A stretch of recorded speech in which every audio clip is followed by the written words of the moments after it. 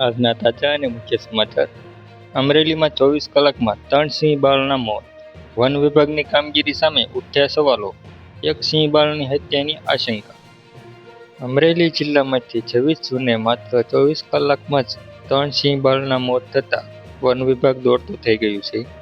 ઉપરાંત સિંહ પ્રેમીઓમાં પણ ભારે આક્રોશ જોવા મળ્યો છે. ગુજરાતમાં ગીર અભયારણ્ય અને અમરેલીમાં સિંહોનો વસવાટ છે, પરંતુ છેલ્લા ઘણા સમયથી સિંહોના મોતની સંખ્યા ચિંતાજનક રીતે વધારો થયો છે. ત્યારે અમરેલી જિલ્લામાંથી 26 જૂને માત્ર 24 કલાકમાં 3 સિંહ બાળના મોત થતાં વન વિભાગમાં દોડતું થઈ ગયું છે. ઉપરાંત સિંહ પ્રેમીઓમાં પણ ભારે આક્રોશ જોવા મળ્યો છે. આ ઘટના સામે આવતા વન વિભાગની કામગીરી અંગે ગંભીર સવાલો ઊભા થયા છે.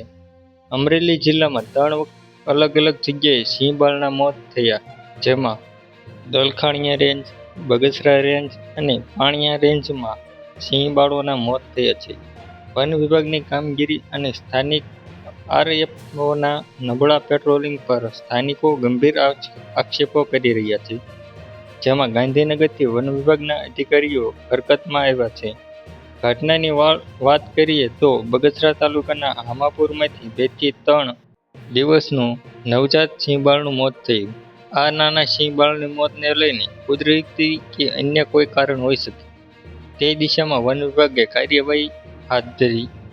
અમરેલી જિલ્લાના દલખાણીયા રેન્જમાં એક સિંહ બાળનું મોત થયું છે. અહીં વન વિભાગની ટીમને એક 6 થી 7 માસના સિંહ બાળનો મૃતદેહ શંકાસ્પદ હાલતમાં મળતા કખડાટ મચ્યો છે. તેમજ પ્રાથમિક દ્રષ્ટિએ સિંહ બાળની હત્યા કરાઈ હોવાનું આશંકા વ્યક્ત કરવામાં આવી છે.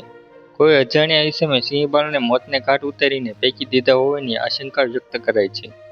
સિંહ બાળના મોતની ત્રીજી ઘટના પ્રકાશમાં આવી છે.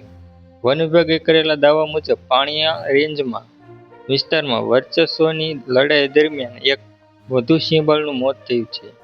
વન વિભાગે આ સિંહ બાળના મૃતદેહને કબજે લઈને વધુ એક કાર્યવાહી હાથ ધરી છે. એક જ દિવસમાં 3 સિંહ બાળના મોતથી ગાંધીનગર સુધીના વન વિભાગના ઉચ્ચ અધિકારીઓમાં દોડધામ મચી ગઈ છે.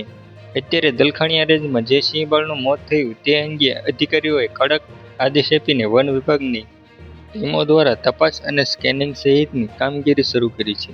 ઉપરાંત સિંહ બાળોના મૃતદેહને પીએમ માટે મોકલીને આરોપીઓને ઝડપી લેવાની દિશામાં કાર્યવાહી હાથ ધરી છે.